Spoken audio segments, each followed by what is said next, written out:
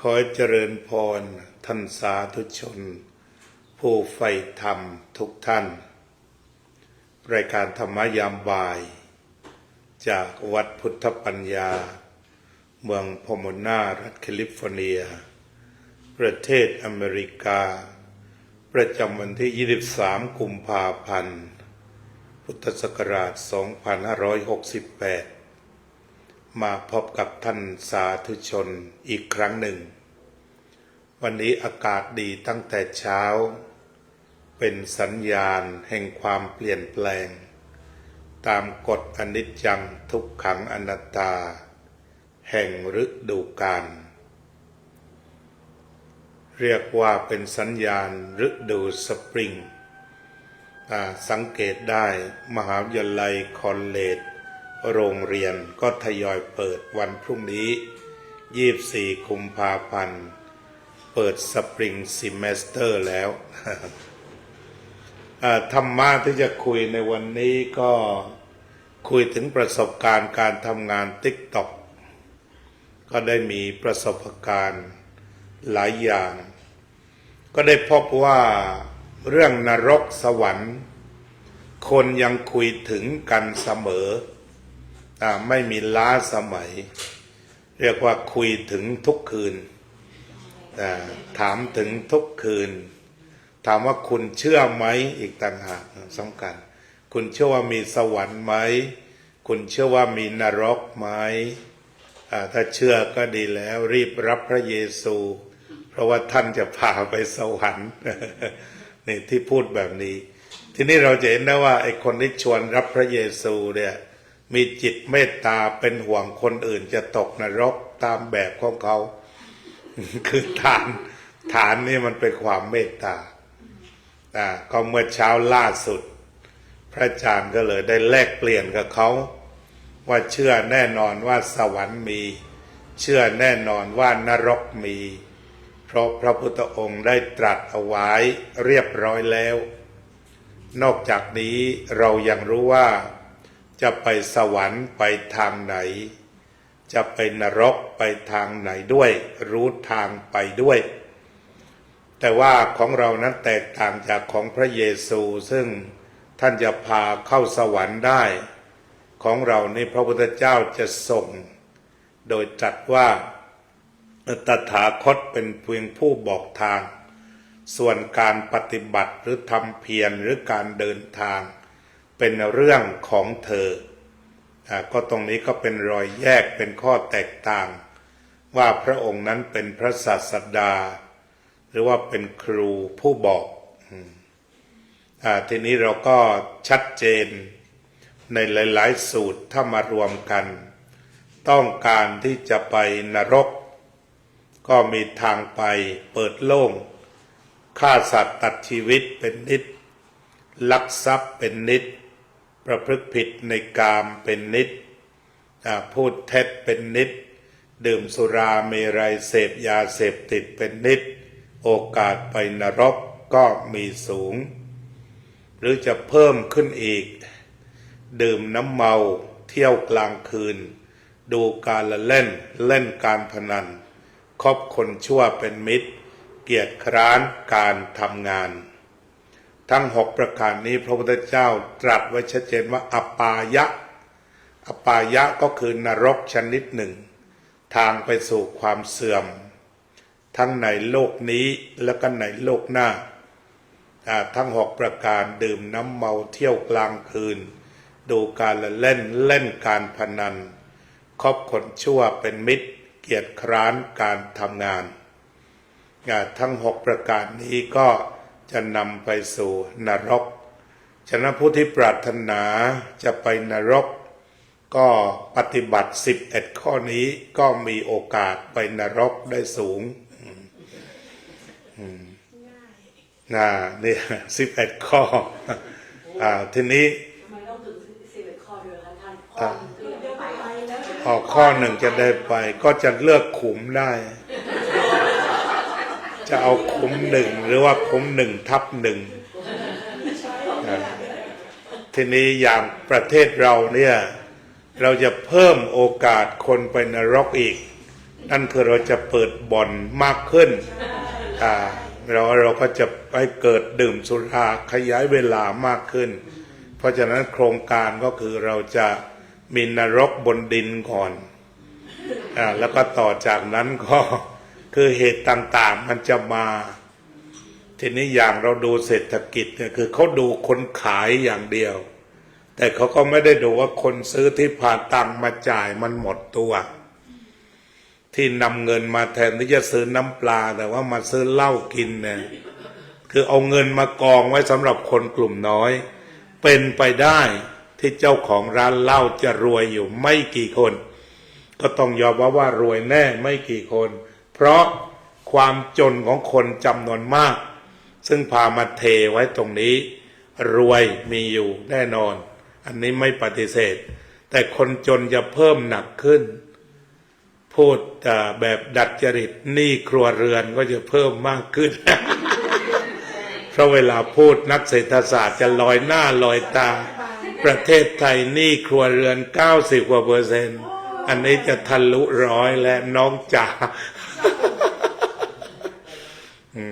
ฉะนั้นนรกมีจริงทีนี้ต่อไปก็มาดูสวรรค์ก็ทำตรงข้ามว่าตามจุลกัมมวิภังกสูตรที่ท่านอาจารย์ดร.พระมหานรินทร์ได้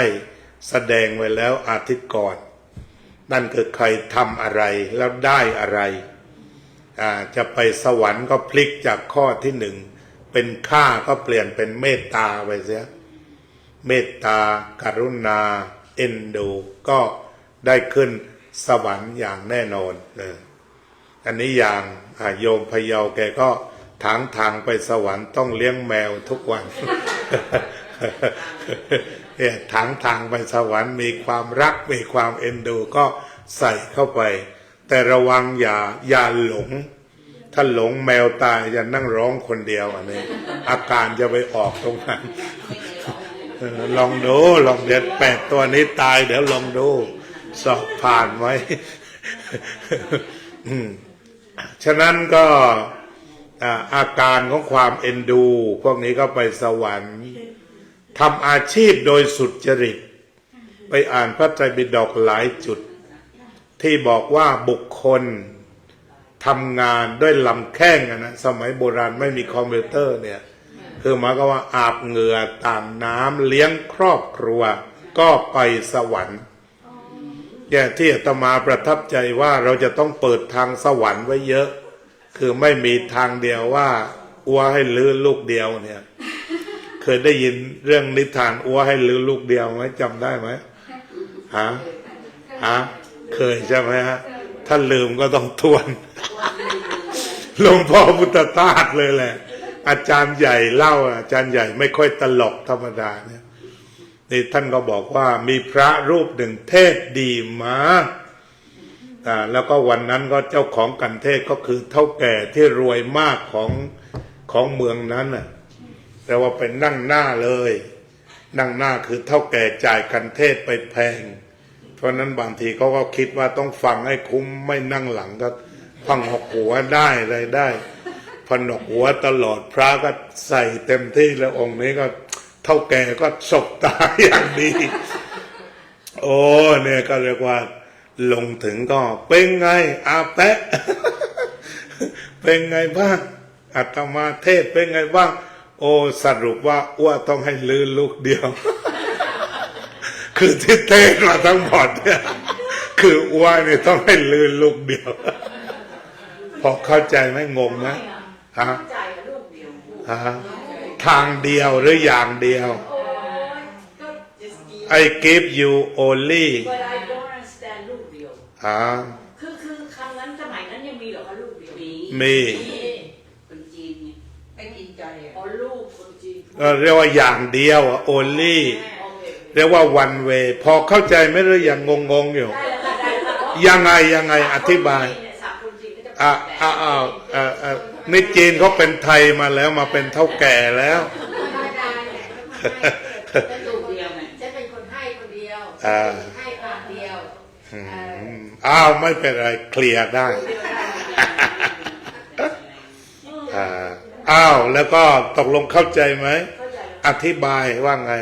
เขาอธิบายว่าเป็นคำแสดง ไม่อ้าวเนื้อหา คือไม่ได้อยู่ที่คำแสดงเนื้อหาเรื่องนี้นิทานจบแล้วเอาสรุปสิ แล้วหนูก็เข้าใจแล้วค่ะ เข้าใจว่า เข้าใจว่าให้ท่านที่หนึ่งยกให้ท่านมาเป็นที่หนึ่งเทศดีที่สุด ฮะ ใช่ไหมคะ ฮะ ก็ท่านเทศ อาจารย์เอาโยมพยอมโยมพยอมโยมไม่เข้าใจ โยมพยาบอกว่า อ้าวเดี๋ยวค่อยเล่ารอบสองอ๋อเนี่ยถ้าไม่เล่าก็ไม่รู้ไงก็ต้องเล่าแล้วก็โยมลองอีวานโลเอตดูนะว่ามีพระนักเทศน์ดังรูปหนึ่ง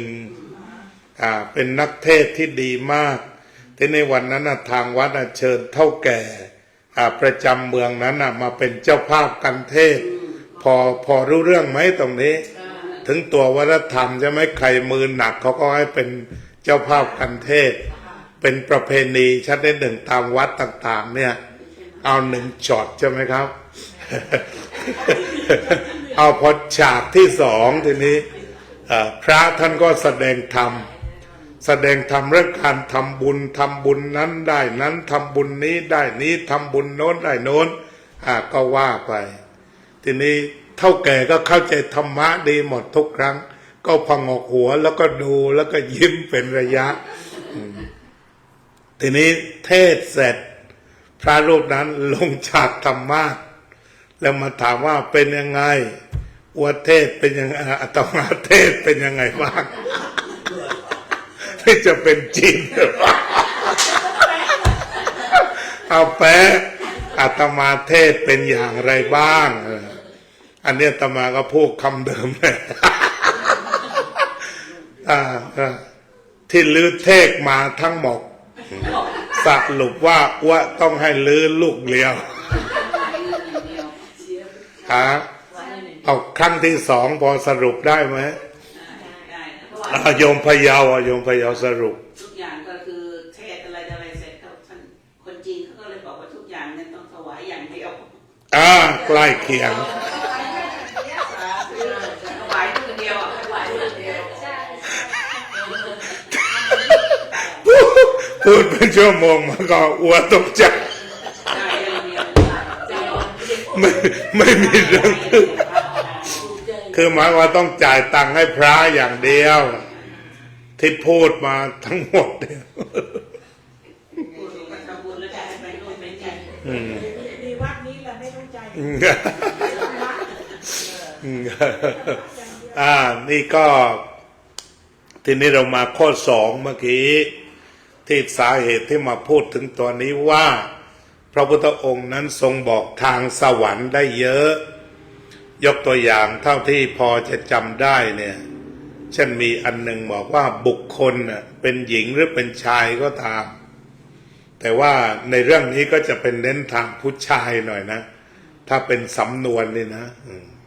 อาจจะไม่ได้ดูถูกผู้หญิงก็ได้แต่เป็นสำนวนแบบเอเชียบ้านเราบอกว่าผู้ที่เป็นพ่อบ้านเนี่ยทำงานอาบเหงื่อต่างน้ำด้วยลำแข้งเลี้ยงลูกเลี้ยงภรรยาย่อมไปสู่สวรรค์คือมันก็กลางการทำหน้าที่ของพ่อบ้านเนี่ยทำหน้าที่ดีแบบนี้ก็ย่อมไปสู่สวรรค์ได้คือก็ไม่ได้ไปวัดไปวาอะไรได้ถ้าทำหน้าที่ตรงนี้ก็เป็นทางไปสวรรค์อันหนึ่งคือไม่ต้องให้ลื้อลูกเดียวก็ได้ ก็มาทำบุญกับแฟนแล้วไงที่ได้ไปสวรรค์เนี่ย เลี้ยงลูกเลี้ยงเมียทำบุญกับลูกกับเมียนั่นคือทำหน้าที่แล้วก็ต่อมาก็มันก็มีอีกบทหนึ่งนะว่างๆเดี๋ยวท่านอาจารย์ดร.นรินทร์อาจจะหาบทเต็มมาให้แต่ก็บอกว่าคนทั่วๆไปที่จะไปสวรรค์เนี่ยทำยังไงพระพุทธเจ้าก็เลยบอกว่ารู้สึกว่ามี 3-4 ข้อแหละเดี๋ยวให้ท่านไปหาเช่นว่าการอ่อนน้อมถ่อมตนกับผู้ใหญ่ผู้มีอายุกุเลเชษฐปัจจายินังแปลว่าการอ่อนน้อมถ่อมตนต่อคนที่เป็นผู้ใหญ่ในตระกูลก็นำไปสู่สวรรค์ได้ทางไปสวรรค์อีกทางนึง นั้นก็ไม่ต้องให้ลื้อลูกเดียวอีกทำที่อื่นก็ได้ไหว้พ่อไหว้แม่ไปบ้านก็ได้ ที่บ้านก็ได้ไปสู่สวรรค์แล้วอันนี้หลักคำสอนก็มีอยู่โดยทั่วไปที่เคยพบ ก็แสดงว่าทางสวรรค์ของเราเนี่ยมันไม่ได้ติดตันอยู่เฉพาะอ้วให้ลื้อลูกเดียวแต่มันมีอีกหลายทางหลายวิถีที่มันเป็น a way of life มันเป็นวิถีชีวิตเป็นความเอื้อเฟื้อเกื้อกูลต่อกันอันนี้ก็เป็นเรื่องที่ถอดมาจากทางธรรม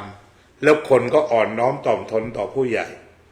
แต่คำสอนเด็กสมัยใหม่เขาไม่เอาบุญแล้วเท่าเทียมกันไม่ต้องไหว้หรอก คนมันเท่ากันหมดแล้วใช่ไหมแม่เมื่อพ่อเพิ่มไม่ต้องยุ่งกับไม่ต้องเคารพอะไรทั้งนั้นเรียกคุณไปเลยกับแม่ไม่ต้องเรียกแต่มันพลิกไปแบบนี้แต่ว่าอิทธิพลศาสนาพุทธที่ทำให้เรานี่อ่อนน้อมถ่อมตนจริงๆมันก็มีรากคำสอนมาคือไม่ได้ทำไปโดยคิดเองแต่ว่าดั้งเดิมมันมีคำสอนของมันมาแล้วคือการอ่อนน้อมถ่อมตนอันนี้พระองค์ตรัสโดยตรงแต่ถ้ามาเทียบกับบุญ10มันก็เรียกว่าอัปปจายนธรรมอัปปจายนามัยหรือว่าอภิวาทนาสีลิตเนี่ยอายุวันโนสุขภละเนี่ยจะมีแก่ผู้อ่อนน้อมถ่อมตนเพราะฉะนั้นไอ้คำนี้ก็คือไปสวรรค์เหมือนกันการอ่อนน้อมถ่อมตนเนี่ยนำไปสู่สวรรค์ทำไมจึงนำไปสู่สวรรค์ก็เนื่องมาจากว่าจิตมันดีคนที่อ่อนน้อมถ่อมตนมันไม่มีโลภไม่มีโกรธไม่มีหลงแต่ว่ามันเมตตาไอ้ความเคารพเนี่ยทำด้วยความเมตตาความกรุณาต่อผู้อื่นไม่ได้เกลี้ยวกราดแล้วตามไหว้ไม่ใช่เพราะฉะนั้นถ้าว่าเป็นคนเกลี้ยวกราดก็ไปนรกนั่นเองบอกว่าฉันไม่โน้มหัวให้ใครเป็นอันขาดนี่ก็โอกาสไปนรกก็มีแล้ว ใช่ไหมไปที่ไหนก็เล่นเขาหมดก้าวร้าวเขาหมดเงี้ยมีโทสะเป็นเจ้าเรือนพร้อมจะโกรธใครได้ทุกเมื่อใช่ไหมนั่นเขาเรียกว่าโทสะเป็นเจ้าเรือนพูดไม่ถูกหูทักพลาดเอาโกรธแล้วเนี่ยมีโทสะเป็นเจ้าเรือนถามไม่ถูกกาลเทศะใช้ผิดเวลาเอาโกรธแล้วเนี่ยเขาเรียกว่าโทสะเป็นเจ้าเรือนที่ถ้าอีกฝั่งหนึ่งพระพุทธเจ้าใช้คำว่าเมตตาวิหารีเมตตาวิหารีคืออยู่ด้วยเมตตาพอเห็นใครทำอะไรให้ฉันช่วยไหมให้ฉันช่วยนี้ไหม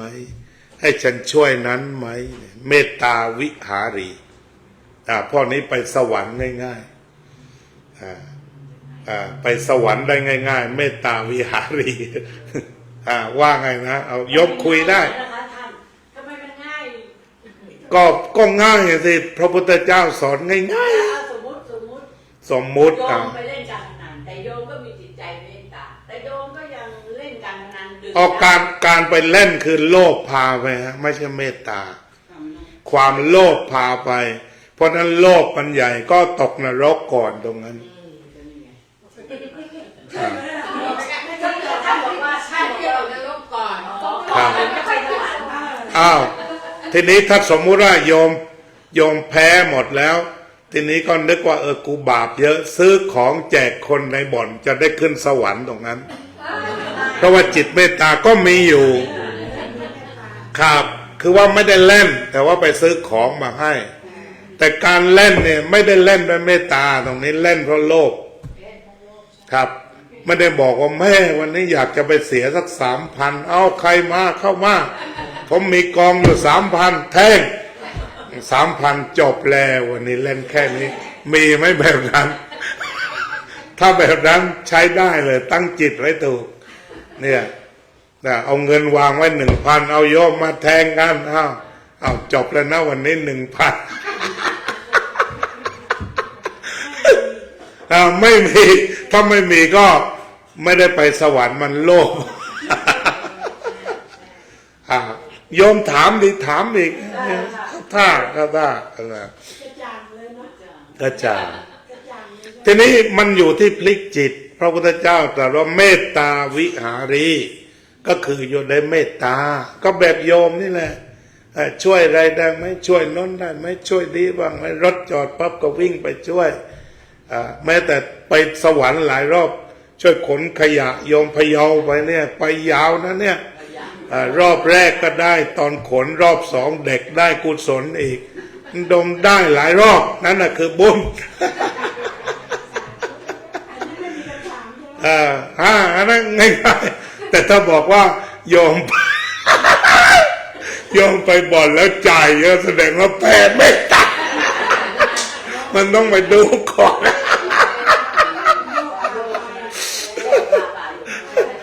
ความโลภมันพาไปแต่ว่ามันเล่นแพ้เขาเฉยๆไม่ได้ไปตั้งใจไปบริจาคค่าน้ำค่าไฟ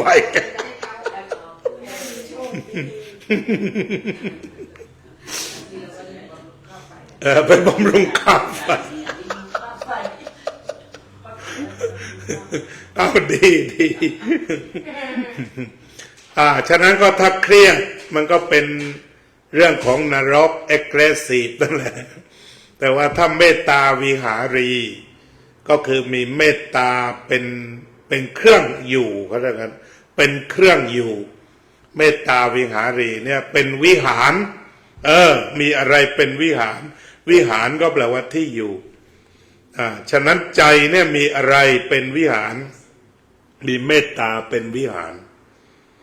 แม้แต่พระพุทธองค์เนี่ยอัศจรรย์มากเลยก็มีพระไปถามว่าพระองค์นี้อยู่โดยอะไรอยู่โดยอานาปานสติวิหารหมายความว่าเมื่อว่างจากพระองค์สอนแล้วพระองค์ก็ยังอานาปานสติระลึกถึงลมหายใจอันนั้นนะหรือว่ามันเคยมีอยู่รูปหนึ่งหลวงปู่อายุเป็น90เหมือนกันเขากล่าวให้ฟังที่วัดหมหาธาตุเดี๋ยวอาจารย์นรินทร์ก็ไปค้นดูว่ากี่ปี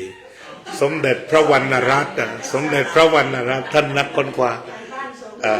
สมเด็จพระวรรณรัตน์เฮงใช่ไหมเฮงใช่ไหมวัดมหาธาตุเขมจารีครับปฏิปทาของท่านเลยว่าท่านจำแม่นท่านยังท่องปาติโมกข์เมื่ออายุ90กว่าแต่ว่าหลวงตาชีเก่งกว่าเพราะหลวงตาชีท่องปาติโมกข์ตอน100หมายความว่าท่านได้มาแต่เด็กทีนี้เนนสามเณรก็เลยไปถามว่าทำไมหลวงปู่นี่ทรงปาติโมกข์แบบถูกต้องครบถ้วนถึงบัดนี้ท่านก็ตอบซื่อๆบอกถ้าฉันไม่ได้ทำอะไรฉันก็นั่งท่องปาติโมกข์ คือจิตอยู่กับปาติโมกข์อย่างเดียวเพราะถือว่าเป็นพระเนี่ยต้องอยู่กับวินัยฉะนั้นก็เท่ากับได้ปั่นอยู่ตลอดปั่นพระวินัยอยู่ตลอดในนั้นอันนั้นก็คือเรียกว่ามีปาติโมกข์เป็นวิหารพระพุทธเจ้าก็มีเมตตาเป็นวิหารเมตตาวิหารีก็สอนให้พระทั้งหลายเนี่ยมีเมตตาเป็นที่อยู่หรือเป็นวิหารเพราะนั้นวิหารที่เราสร้างนั้นนะก็มาจากนี้แต่ว่าหมายถึงว่าเป็นที่อยู่ของใจเป็นที่อยู่ของใจมีเมตตาเป็นวิหารทีนี้นอกจากนี้ยังมีพรหมวิหารพรหมวิหารก็คือที่อยู่ของพรหมทั้งเป็นก็จะต้องรักเมตตากรุณามุทิตาอุเบกขานี่ถ้าพระพรหมก็มีธรรมะสูงไปอีก แต่ไม่ใช่พระพรหมทำได้องค์เดียวทุกคนทำได้ ถ้าทุกคนทำก็เป็นพระพรหมสดๆไปเลยเป็นพระพรหมแบบเป็นๆไปเลยนี่พรหมวิหารีเนี่ยแต่อาจารย์ติดนัทันท่านก็ได้อธิบายไว้ดีอธิบายไว้ดีว่าความเมตตาหมายถึงว่าปรารถนาให้คนอื่นมีความสุขมีความสงบมีความรื่นเริงเนี่ยเมตตาคือปล่อยความปรารถนาไว้โดยไม่ได้คิดไปทางเราว่าเมื่อไหร่เขาจะตายเสียทีขณะจิตนั้นไม่มี ฉะนั้นเวลาที่เราคิดว่าเมื่อไหร่คนนี้จะตายเราต้องสะดุ้งรีบกลับเลยนะ เดินพลาดเลยนะ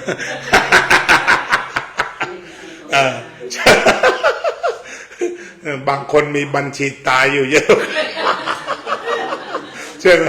มีบัญชีที่อยากจะให้ตายอยู่เยอะงั้นเคลียร์บัญชีออกไป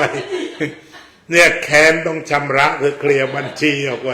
อย่าไปขึ้นบัญชีว่าเมื่อไรคนนี้ตายคนโดนตายคนนี้ตายเนี่ยไม่ได้อยู่โดยพรหมวิหารเพราะนั้นที่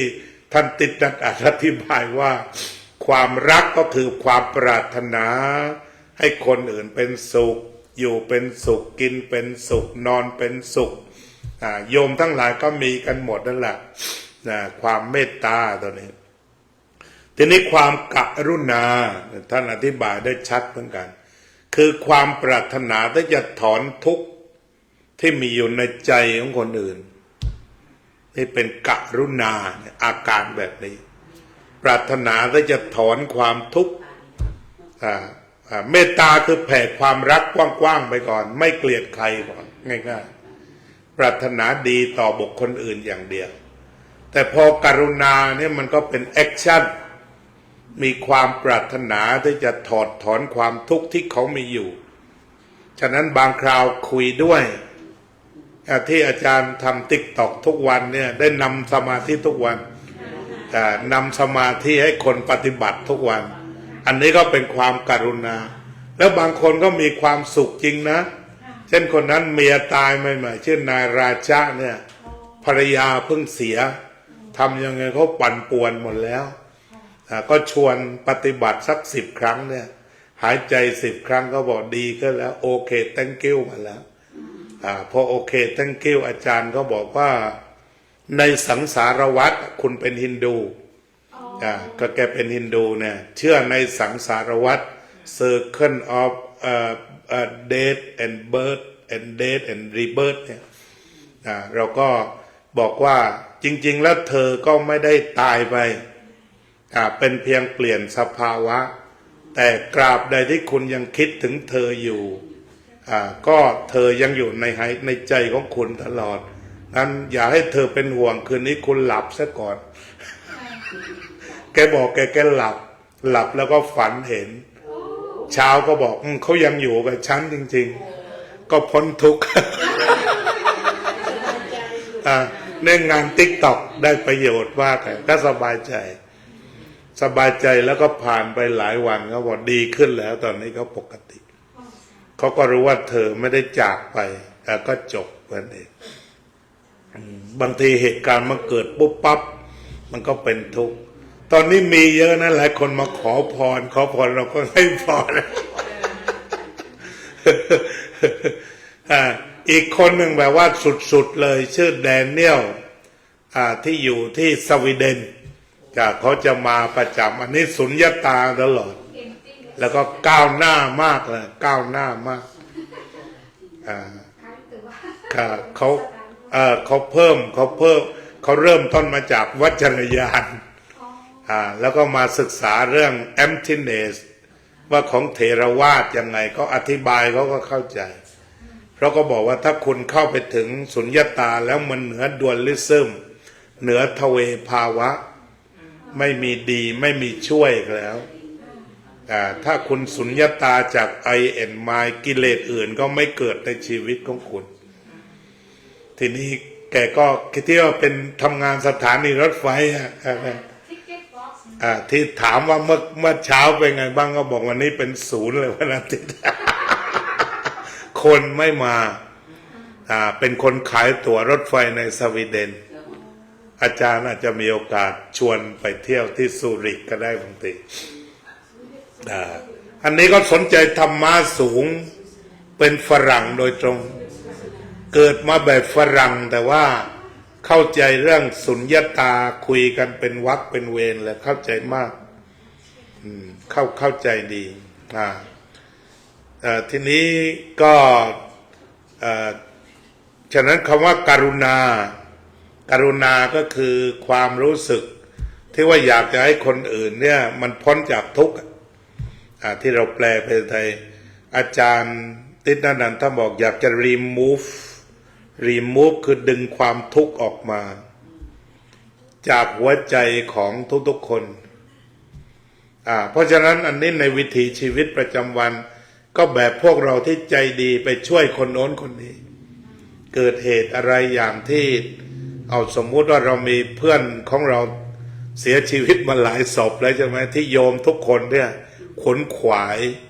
จนกระทั่งว่าบางทีเขางงๆนะงานศพทำยังไงเงี้ยอันนี้โยมเนี่ยคือกลุ่มกรุณาแท้มาถึงเขาอาหารเต็มโต๊ะโต๊ะพระก็ดีอะไรเขาก็สบายไงอย่างหลายเคสแล้วอย่าไปยกก็เลยเดี๋ยวจะออกชื่อเขา แต่ว่าที่โยมช่วยกันทำเนี่ยในหลายๆรายนี่คือตัวกรุณาที่เราลงไปคือหมายความว่าให้มันพ้นทุกข์ที่สุดถ้าจะทำได้แทบจะไม่ให้เหลืออันนั้นก็น่าจะเป็นอุดมการณ์ของชาวพุทธแหละคือจะทำจะพูดจะคิดอะไรนี้มันหมดทุกข์ไปเลยคือไม่ให้ความทุกข์นั้นเหลือนี่ก็คือเรื่องของกรุณาที่สำคัญ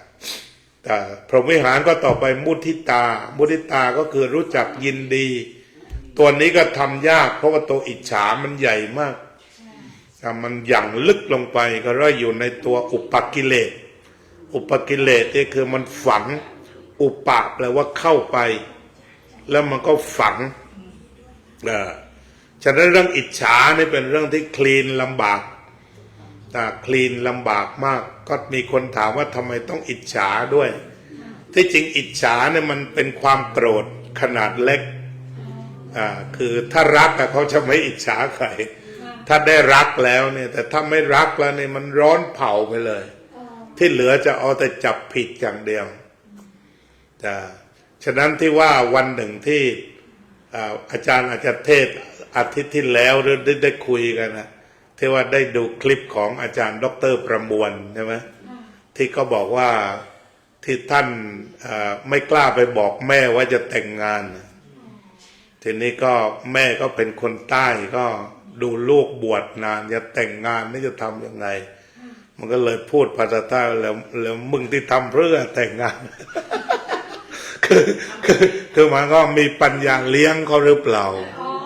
หรือทำยังไงเพราะว่าบวชมาแต่เล็กแต่น้อยแล้วก็ศึกก็อายุหลายปีแล้วเหมือนกันทีนี้แกก็แต่ก็อยู่ทุกวันนี้อยู่อย่างมีความสุขที่จุดที่จะบอกนั่นหมายความว่าก็เหมือนกับว่าในเมื่อแม่ห่วงนี่แสดงว่าจะดูแลภรรยาไม่ดีฉะนั้นก็ตั้งต้นตั้งแต่บัดนี้ว่า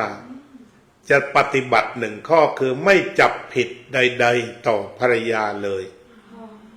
คือเมื่อเธอเข้ามาอยู่ในชีวิตของฉันเนี่ยจะต้อง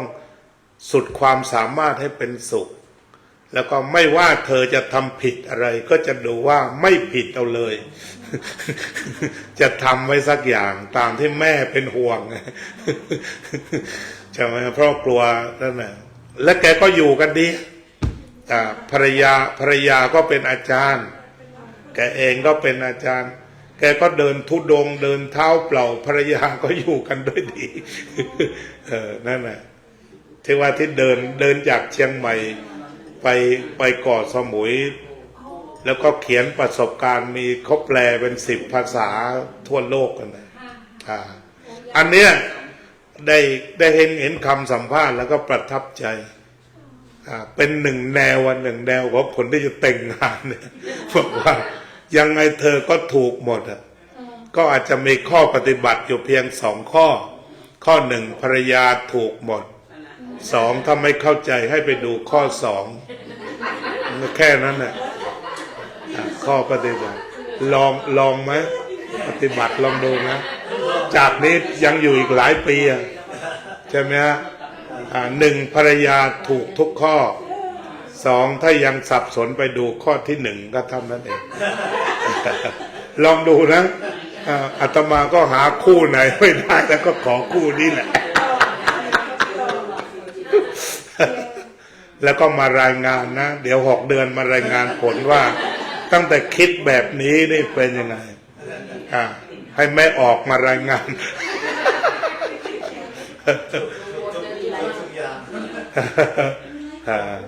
ก็คืออภัยนั่นเอง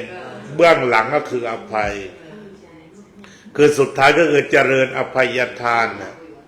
เจริญอภัยทานคือไม่ต้องน่ากลัวกัน อภัยมันแปลว่าไม่กลัวอภัยะพยะแปลว่ากลัวอภัยแปลว่าไม่น่ากลัวให้ความไม่น่ากลัวเพราะฉะนั้นถ้าไม่ถือโทษมันก็เป็นเรื่องที่มีแต่ความไม่น่ากลัวพอไม่น่ากลัวก็คือน่ารักนั่นเอง กลัวเขาจะไม่รู้ความผิดของเขาถ้าดูเขาถูกหมดทุกอย่าง แต่ว่าเราก็อยู่กันหลายปีแล้วก็น่าจะรู้เรื่องมั่งนะ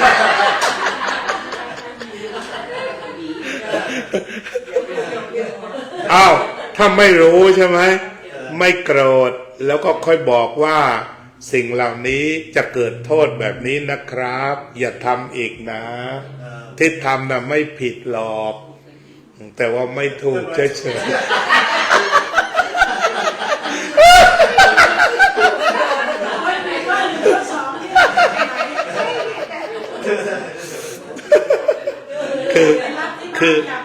คือไม่ซ้อนกับเหตุปัจจัยคือมันไม่พ้องไงปัจจัยคือถ้ามองแบบนี้มันถูกผิดมันก็ไม่มี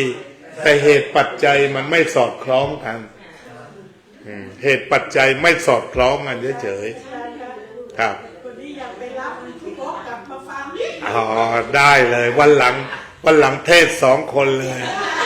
คู่เดียวเลยใช่อาทิตย์ดาพูดไปเขาว่าเชิญสองตัวเมียนะก็ถามว่าเมียคุณเป็นยังไงก็ดีทุกอย่างไม่มีเสียเลยเสียอย่างเดียวแต่ชั่ว เสียอย่างเดียวชั่วอย่างเดียวดีลีทหมดเลยเราก็ตั้งหลักได้คือเรื่องผิดมีได้เรื่องผิดมีได้แต่ว่าไม่ลงโทษก็ได้ภาษาพระนี่ก็พูดแต่โยมฟังยากเขาเรียกว่าเพ่งโทษมันมีอยู่คำหนึ่งเพ่งโทษอันนี้ถ้าคลี่คลายมาก็ได้คือหมายความว่าไอ้ที่ดีนั้นเราก็ปล่อยไปแต่ถ้าชั่วเมื่อไรจี้ทันทีคนนิสัยบางคนคอยดูไอ้ดีก็ดีไปแต่ว่าจะบอกว่าไอ้ที่ไม่ดีคืออะไรอันนี้แปลว่าเพ่งโทษทีนี้เราอาจจะถอดถอนจากการเพ่งโทษก็ได้แต่เพียงแต่ว่าเกิดอะไรผิดพลาดเราก็ขออนุญาตอธิบายก่อนคือเราอยากอธิบายตอนที่เขาทำพลาดไว้สัก3 วันให้มันตกผลึกให้เย็นก่อนแล้วอธิบายอย่างนั้นบอกว่านี่เหตุปัจจัยไม่ถูกกันนะเนี่ยไม่ต้องบอกว่าผิดไม่สอดคล้องกันใช่ไหมครับเอาสมมติอย่างนี้ก็กันตำส้มตำลืมใส่ปลาร้าเนี่ยมันไม่ใช่ความผิดแต่เหตุปัจจัยมันไม่ลงกันไม่ได้บอกว่าแม่จะแดกเข้าไปยังไงส้มตำปลาร้าไม่ใส่ปลาร้าตายดีกว่าอันนั้นเครียดใช่ไหมแต่ที่ว่าลืมใส่บอกว่าอ๋อนี่ถ้าใส่ปลาร้าได้ก็จะดีกว่านี้เยอะรอบหลังใส่นะจ๊ะภาษาดอกไม้มันก็เท่ากันกระดูกเท่ากันเลยคือเราก็ค่อยใส่ปลาร้าที่หลังเพราะมันลืมไงอันนี้เป็นต้นมันเป็นเรื่องเหตุปัจจัยมันไม่ได้ถูกหรือว่าผิดหรือวันนิสัยเสียแต่ประการใดแต่ว่าช่วยกันเติมเต็มได้บอกแบบชี้ขุมทรัพย์ชี้สมทรัพย์คือเขาดีกว่าเดิมรู้สึกว่าอยากทำกว่าเดิมอันนี้ก็เรียกว่าเป็นที่เอามาเล่าให้ฟังก็คือความรักหรือว่าไม่เพ่งโทษทีนี้การที่เพ่งโทษเนี่ยมันทำให้คนเครียดถ้าว่ามีชีวิตแบบเพ่งโทษคือจะคอยจับผิดคนที่ชอบจับผิดนี่คือคนเพ่งโทษ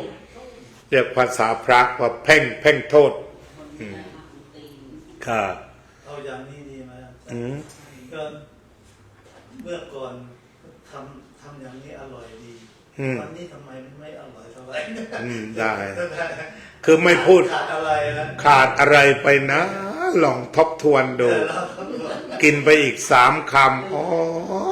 ทราบแล้วน่าจะได้นิ่งหวานทุกวันนะ โยมมีประสบการณ์โยมก็ฉลาดทันทีแค่แตะปุ่มนิดๆเท่านั้นเอง ปัญญาโพลงเลยเห็นไหมก็พระพุทธเจ้าสอนได้ว่าในวิถีชีวิตจริงก็เป็นแบบนี้แหละมันก็มีเด็กหนุ่มคนหนึ่งมันก็พูดไว้แบบโมโหโกรธาศาสนาพุทธไม่เคยให้อะไรมันให้อะไรผมบ้างอะไรบ้างเด็ดออกไว้เยอะที่พระอาจารย์ก็ทำคลิปไปคลิปหนึ่งมาเล่าให้ฟังบอกว่าเธอเกิดในประเทศไทยคนไทยทั่วไปเป็นชาวพุทธและคนไทยทั่วไปนั้นเขาถือศีล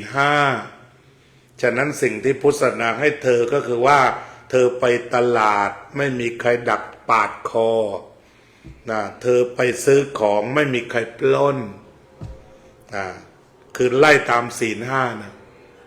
ครอบครัวไม่มีใครประทุษร้ายไปทำสัญญาต่างๆเขาเชื่อแล้วอุบัติเหตุเธอยังไม่เกิดนี่แหละศาสนาพุทธช่วยไม่ได้ไม่ช่วยนะช่วยนะแต่ดูสิบางแห่งบางเขตที่พุทธน้อยๆตัดคอทิ้งอย่างนี้ ไม่รู้ว่าใครจะโดนตัดเมื่อไหร่แต่ถ้าพอในเขตพุทธมันก็ปลอดภัยนี่คือการช่วยแล้วการซัพพอร์ตแล้วจะบอกว่าไม่ช่วยเลยก็ไม่ได้หรือว่าจะไปถามแม่เธอก็ได้ว่าทำไมไม่รีบบีบจมูกทิ้งตั้งแต่แรกเกิดเพราะว่ามันเปลืองนะกว่าจะโตขนาดนี้มันเปลืองหลายตังค์เหมือนกันฉะนั้นเนี่ยพุทธศาสนารักษาเธอไว้ก็อยากจะอธิบายแก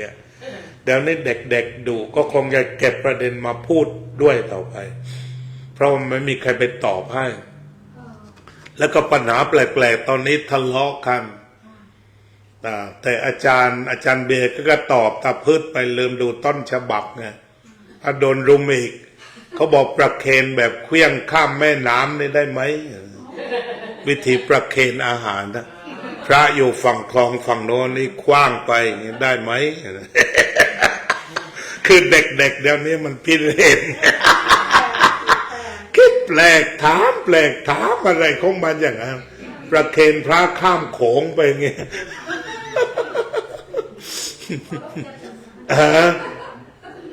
ที่แกเขาบอกว่าได้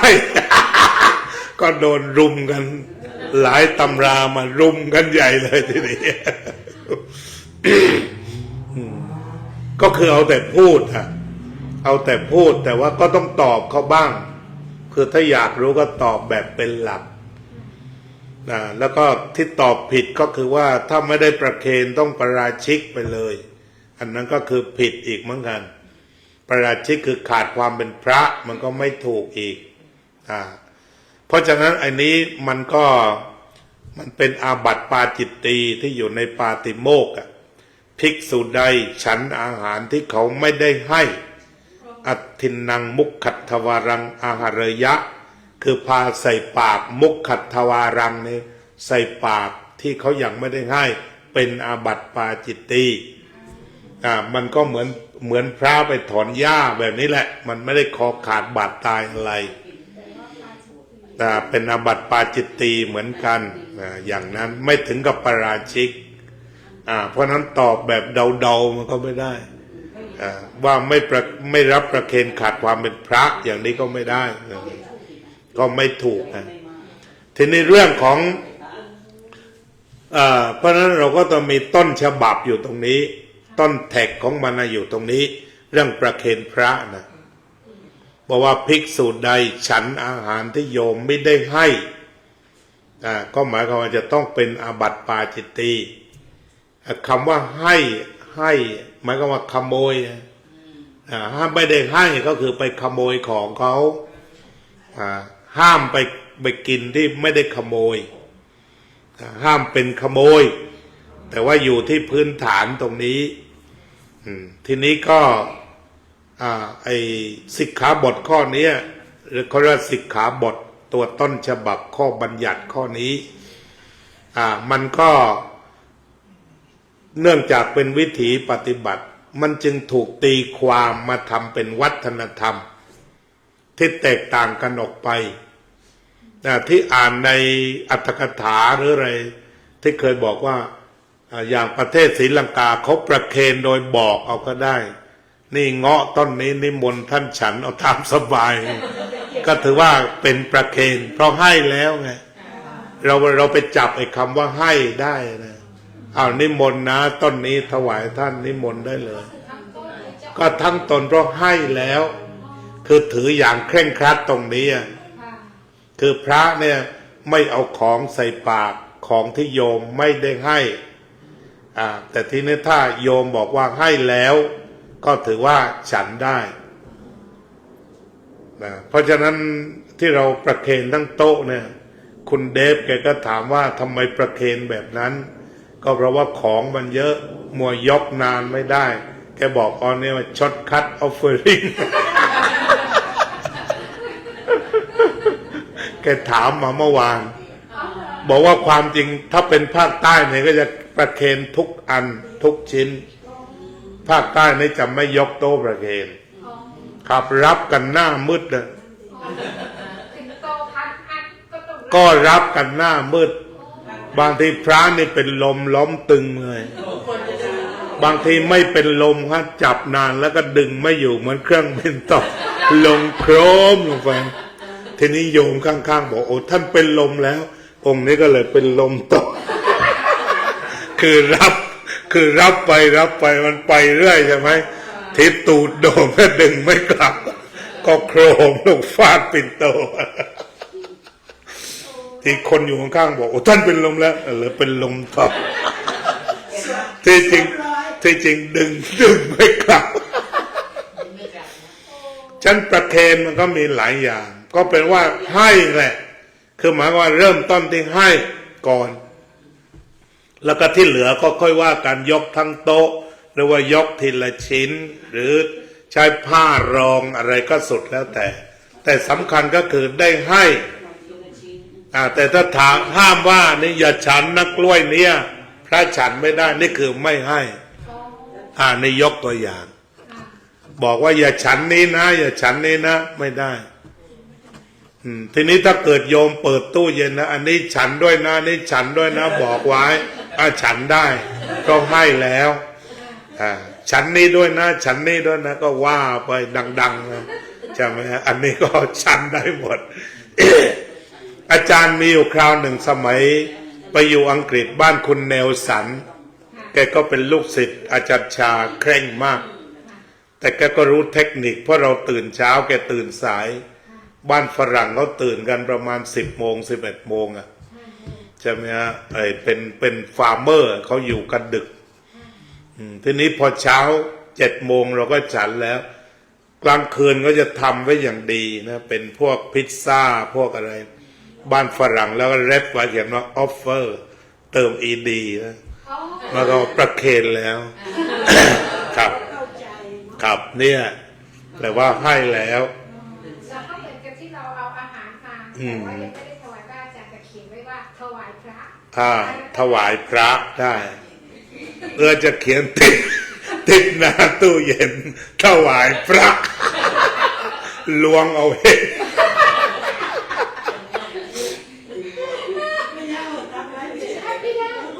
ไม่ได้อะเพราะบางคนก็บอกฟังไม่ได้ฉะนั้นก็ต้องเรียนรู้ว่าอย่าฝากปนกัน ถ้าฝากก็เขียนถ้าฝากก็เขียนไว้ตรงไหนถวายพระตรงไหนไม่ถวายพระก็มานั่งติดแรปกันหน่อยนะ นี่มาปฏิบัติกันถ้าแบบนั้นก็ถือว่าให้แล้ว สมัยอยู่ที่อมรวดีก็เหมือนกันก็ถือว่ายอดเคร่งครัดแต่ที่งานมันเยอะเช่นว่ามีทั้งพระทั้งโยม100 กว่าคนฉะนั้นนั่งประเคนอยู่ก็ลำบากฉะนั้นในตอนเย็นเนี่ยมันมีน้ำปานะคือนอกจากน้ำแล้วทุกอย่างมันต้องประเคนที่เขาก็จัดทำเป็นแถวเป็นโต๊ะแล้วก็เขียน offer ed offer ed เอาไว้พระไปถึงก็เปิดได้เลยครับแล้วก็มีอีกวันหนึ่งที่วัดอมรวดีเนี่ยคือว่าพระในเคร่งครัดแต่7 วันเขาให้เป็นวันขี้เกียจ1 วัน วันขี้เกียจ1 วัน คือไหม หมายความว่าไม่ต้องเอาระบบอะไร เช่นถ้าวันไม่ขี้เกียจตี 3:30ตีระฆังตี 4เราก็ต้องไปทำวัดสวดมนต์7 โมงก็ต้องนั่งรวมกันเป็น100แล้วก็รับอาหารอย่างนั้นที่ถ้าวันเป็นวันขี้เกียจ6 โมงนี่ก็จะตั้งอาหารไว้ให้ใครตื่นขึ้นมาก็ฉันก่อนมันก็เขียนออฟเฟอร์ไว้ส่วนมากอาตมาก็สบายกว่าเพื่อนเพราะตื่นเช้าแล้วหิวไวไม่เสียเปรียบเลย ที่บางคนนานๆนอนทีเขาก็อัดเต็มที่ใช่ไหม8-9 โมงเราก็ออฟเฟอร์ไปแล้ว เรียบร้อยเลย อันนี้คุยเรื่องประเคนเพราะนั้นเขาก็วิวาทะกันอยู่ในเฟซตอนนี้ก็เป็นว่าขอแนะนำว่าให้ถืออัทินนังมุขคัตถวรังอาหารยะปาจิตติยังเนี่ยคือหมายว่าภิกษุใดเอาของที่ยังไม่ได้ให้เข้าปากจึงเป็นอาบัติก็เป็นอาบัติปาจิตติไม่ถึงกับเป็นปาราชิก เราก็มีหลักหน่อยเพราะนั้นข้อปฏิบัติก็คือว่าบอกพระไว้บ่อยๆตรงนี้ถวายนะตรงนี้ถวายนะบอกไว้เสียแล้วพระฉันก็ไม่เป็นโทษทีนี้บางวัดเนี่ยก็เคร่งครัดกว่านั้นโยมถวายเสร็จแตะไม่ได้อีกอันนี้เพิ่มขึ้นมาเพราะอย่าแตะได้แล้วถ้าพวกนี้เผลอมานี่นั่นแหละเสียกระบวนการ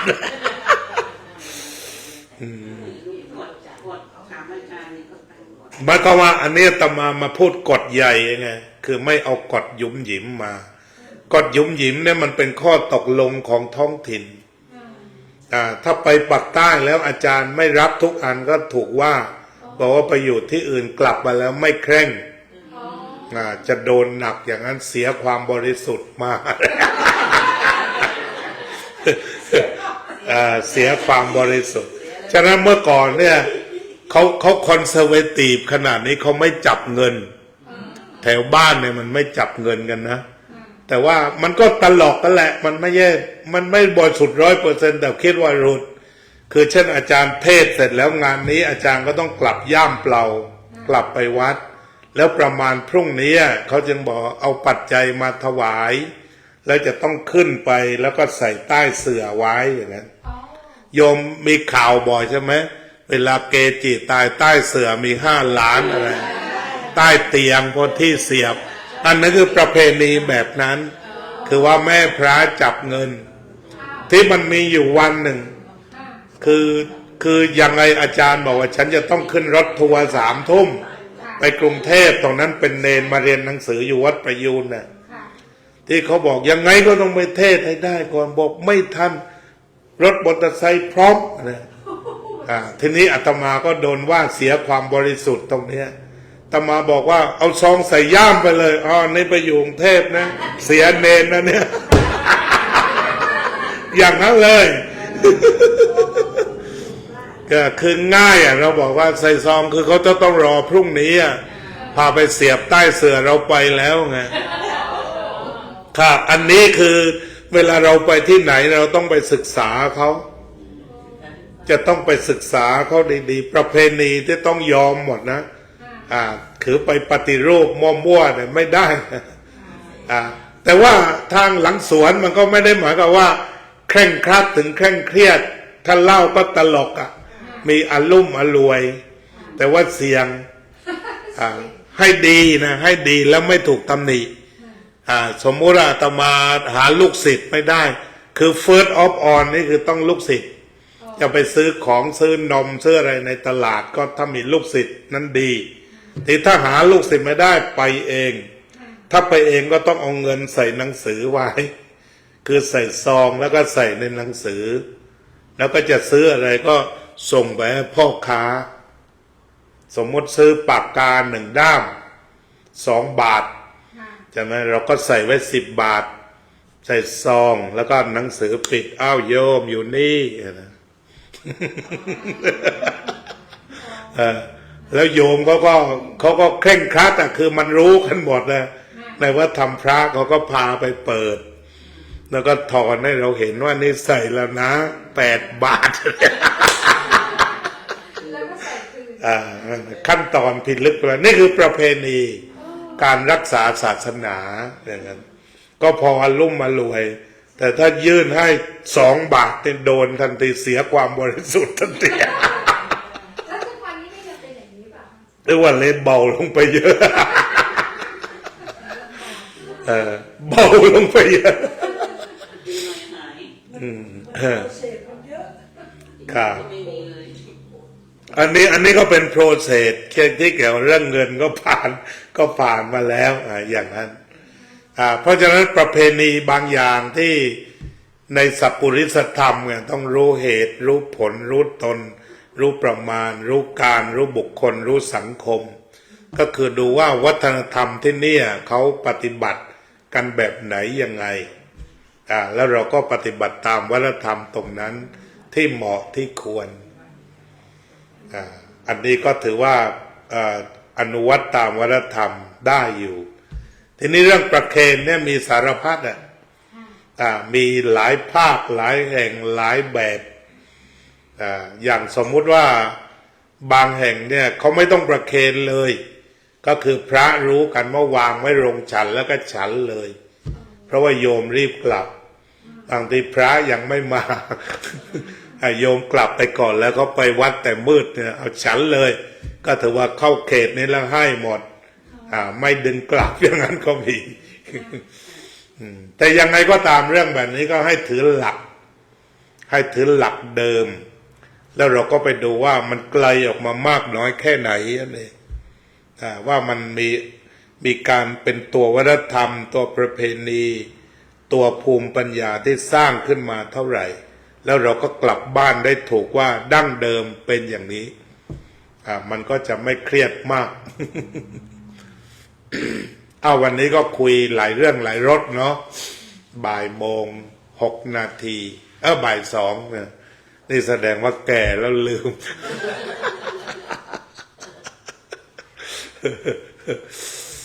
โยมลองคอร์สเวิร์กเลยนะลองงานวิจัยเลยไม่เพ่งโทษไม่เพ่งโทษซึ่งกันและกันต้องปฏิบัติทั้งคู่นะอภัยทานก็ขออำนวยอวยพรให้ทุกท่านได้ปฏิบัติธรรมสมควรแก่ธรรมและได้รับผลตามสมควรที่ปฏิบัติทุกท่านทุกคนเทอญ